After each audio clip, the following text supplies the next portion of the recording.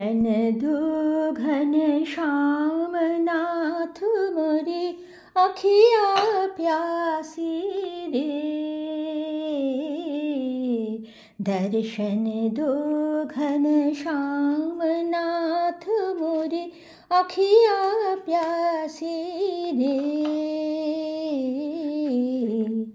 मन मंदिर की ज्योति जगा दो, मन मंदिर की ज्योति जगा दो, घट घट बासी रे।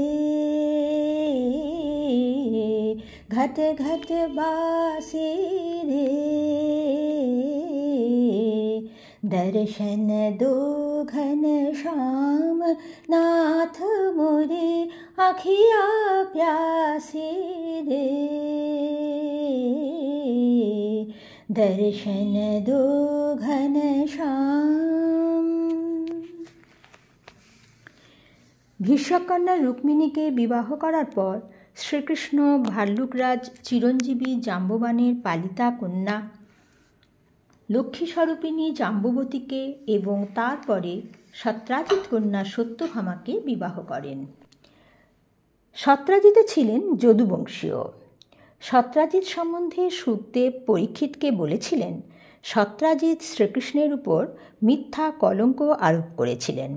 পরে অনুতপ্ত হয়ে স্বয়ং সমন্তক মুনিসহ নিজ কন্যা সত্যভামাকে শ্রীকৃষ্ণকে সম্প্রদান করেছিলেন। সত্রাজিৎ স্বতনয়াং কৃষ্ণায় কৃতকিলবিষঃ স্যমন্তকেন মণিনা স্বয়ং উদ্যম্য দত্তবান।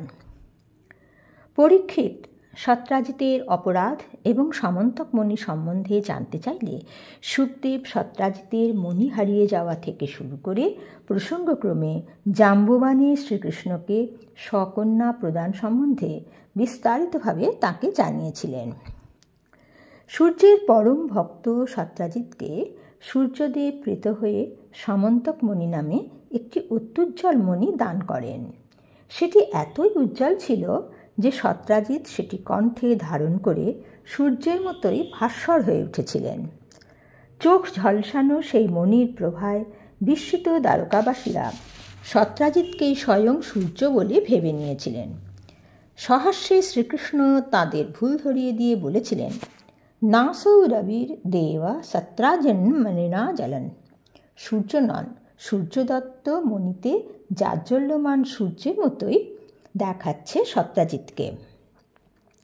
এরপর সত্রাজিৎ মণিটিকে ব্রাহ্মণদের দ্বারা একটি দেবমন্দিরে স্থাপিত করেন।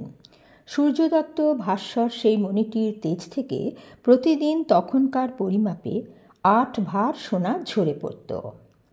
ভারের পরিমাণ বোঝানোর জন্য যা বলা হয়েছে তাতে বোঝা যায় প্রতিদিন বিপুল পরিমাণ সোনা নির্গত হতো সমন্তক মণিটি থেকে। 4টি ধানের সমান পরিমাণকে বলা হয়েছে গুঞ্জা। 5টি গুঞ্জায় হতো পণ, 8 পণে 1 ধরন, 8 ধরনে হতো 1 কর্ষ, 4 কর্ষে 1 পল, 100 পলে 1 তুলা এবং 20 তুলায় হতো 1 ভার।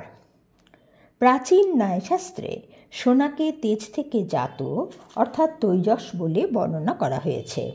আর ভার যেহেতু একটি বিশাল পরিমাণ বোঝায়, সেই জন্য আজও হয়তো ভারে ভারে জিনিস আসা বলতে বস্তু প্রাচুর্যকেই বোঝায়। মন্দিরে সমন্তকমণির নিত্য পূজা হওয়ায় দ্বারকায় দুর্ভিক্ষ, মহামারী, গ্রহপীড়া, মানসিক ও শারীরিক ব্যাধি এবং মায়াবী অসুরের উৎপাত বন্ধ হয়েছিল। শ্রীকৃষ্ণ একবার সত্রাজিৎকে মণিটি রাজা উগ্রসেনকে দেওয়ার জন্য বলেছিলেন, কিন্তু লোভবশত সত্রাজিৎ সেটি দিতে পারেননি। ইতিমধ্যে একদিন সত্রাজিতের ভাই প্রসেন মণিটিকে স্বীয় কণ্ঠে ধারণ করে মৃগয়ার অভিলাষে বনে গিয়েছিলেন। এক সিংহ ঘোড়াসহ প্রসেনকে হত্যা করে সেই মণিটিকে প্রসেনের কণ্ঠ থেকে ছিন্ন করে একটি পর্বত গুহায় প্রবেশ করলে ভাল্লুকরাজ জাম্ববান সিংহটিকে হত্যা করেন এবং মহার্ঘ মণিটিকে তুচ্ছ জ্ঞান করে গুহা মধ্যে বালকদের খেলার জন্য রেখে দেন। এই জাম্ববান স্বয়ম্ভু ব্রহ্মার হাই থেকে জন্মলাভ করেন।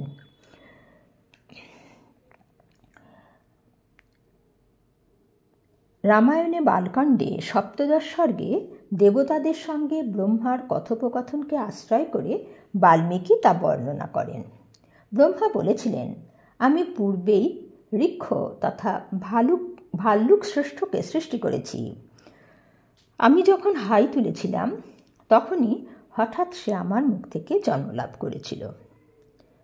পূর্বমেব ময়া সৃষ্ট জাম্ববান ঋক্ষপুঙ্গব জৃম্ভমানস্য সহসা মম বক্ত্রাদজায়ত। চিরঞ্জীবী জাম্ববান সত্যযুগ, ত্রেতাযুগ এবং দ্বাপর যুগে বর্তমান ছিলেন। বিষ্ণু সপ্তম অবতার রামচন্দ্রকে সীতা উদ্ধার কার্যে তিনি সহায়তা করেছিলেন।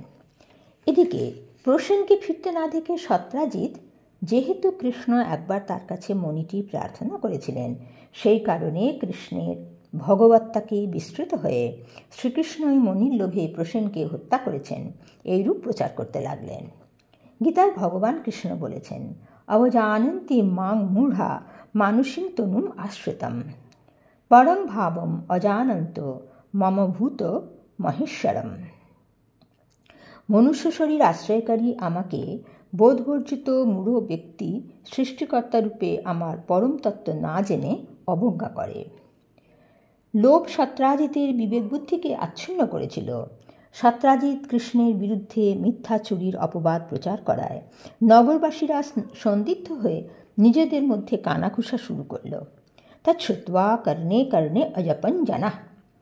ত্রেতাযুগে রামচন্দ্র যেমন জনতার দ্বারা অপযশের ভাগী হয়েছিলেন, দ্বাপরে কৃষ্ণ সেই রূপ কলঙ্কের ভাগী হলেন। নিজেকে অপবাদ থেকে মুক্ত করে সত্রাজিৎকে শাসন করার জন্য তিনি বনে প্রবেশ করলেন।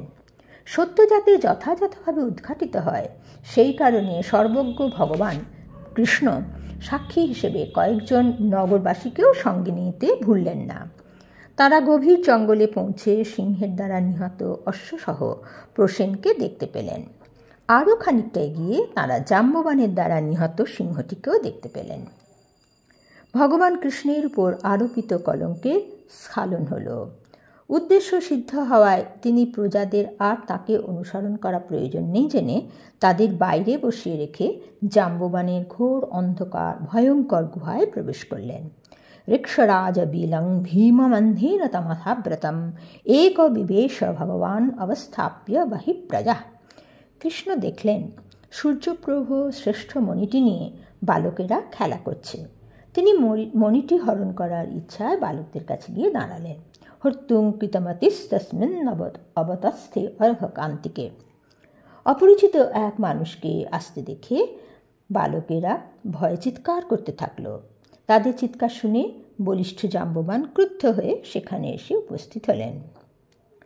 রামায়ণের কিষ্কিন্ধাকাণ্ডের 65তম স্বর্গে জাম্ববানের রামচন্দ্রের লঙ্কাভিযানে সহায়তার কথা বর্ণিত হয়েছে।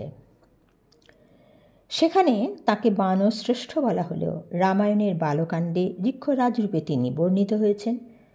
তাঁর গুহায় প্রবেশ করে শ্রীকৃষ্ণ তাকে ঋক্ষরাজ অর্থাৎ ভাল্লুকরাজ বলে উল্লেখ করেছেন। রামায়ণে জাম্ববানকে বানরদের মধ্যে সবথেকে বৃদ্ধ বলা হয়েছে, কিন্তু জাম্ববানে নিজের উক্তি থেকে জানা যায় বৃদ্ধ হলেও তিনি ত্রেতাযুগেও একসঙ্গে 90 যোজন লাফিয়ে যাওয়ার ক্ষমতা রাখতেন। তিনি সত্যযুগেও বর্তমান ছিলেন। পূর্বস্মৃতি স্মরণ করে তিনি রামচন্দ্রকে বলেছিলেন, পূর্বে পরম পুরুষ ভগবান বিষ্ণু ত্রিবিক্রম হয়ে স্বর্গ মর্ত পাতাল ব্যাপ্ত করে দাঁড়িয়েছিলেন।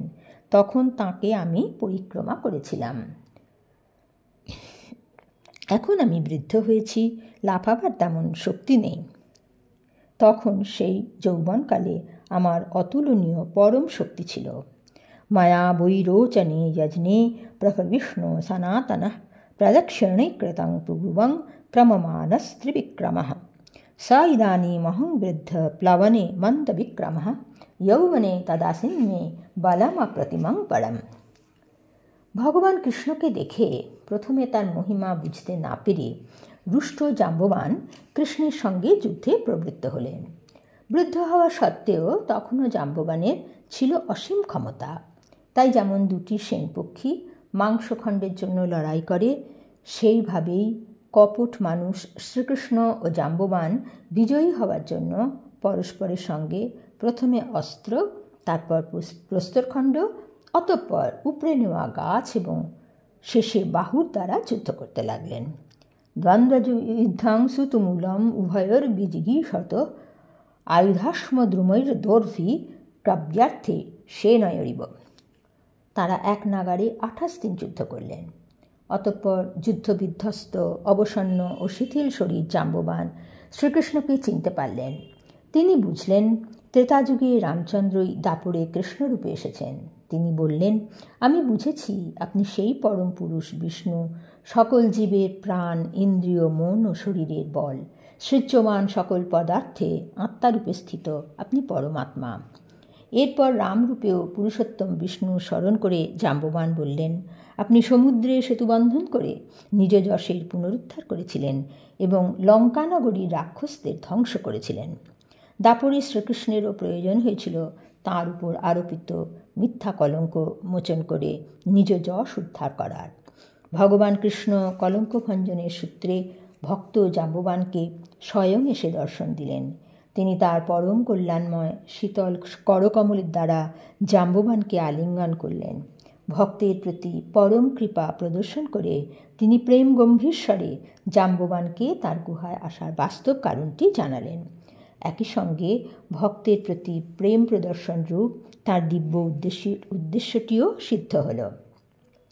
জাম্ববানও পরম আনন্দ লাভ করে মনির সঙ্গে তাঁর পালিতা কন্যা জাম্ববতীকে কৃষ্ণের চরণে সমর্পণ করলেন। দাপরের শেষে শ্রীকৃষ্ণের দর্শন লাভ করার পর জাম্ববান ব্রহ্মলোকে গমন করেন। দিব্য উদ্দেশ্য প্রণোদিত হয়ে কৃষ্ণ বহুদিন যাবৎ গুহাতেই থেকে যাওয়ায় গুহার বাইরে অপেক্ষারত তাঁর সঙ্গীরা অবশেষে উদ্বিগ্ন হয়ে পুরীতে ফিরে গিয়েছিলেন।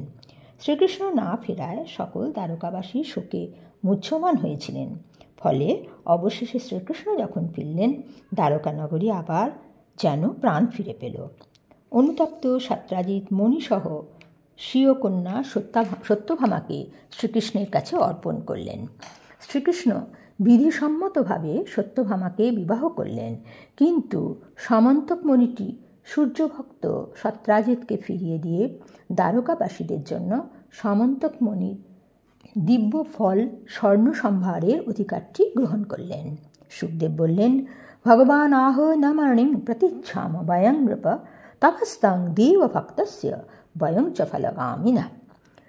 সমন্তক মণি লাভ করেও তাঁর সুফল থেকে বঞ্চিত হয়ে সত্রাজিৎ তার লোভপ্রসূত পাপের প্রায়শ্চিত্ত করলেন। আসুন এখন আমরা পরম পুরুষ, দেবতাদেরও দেবতা শ্রীকৃষ্ণের নাম সংকীর্তন করি।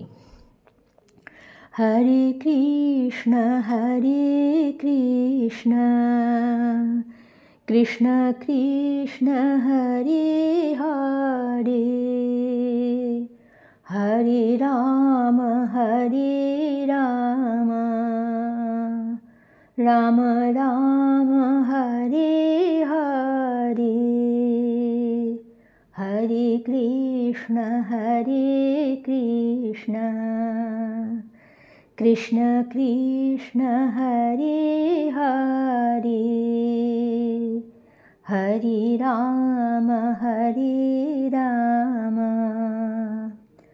রাম রাম হরে হরে, হরে কৃষ্ণ কৃষ্ণ কৃষ্ণ হরে হরে, হরে রাম রাম রাম হরে হরে,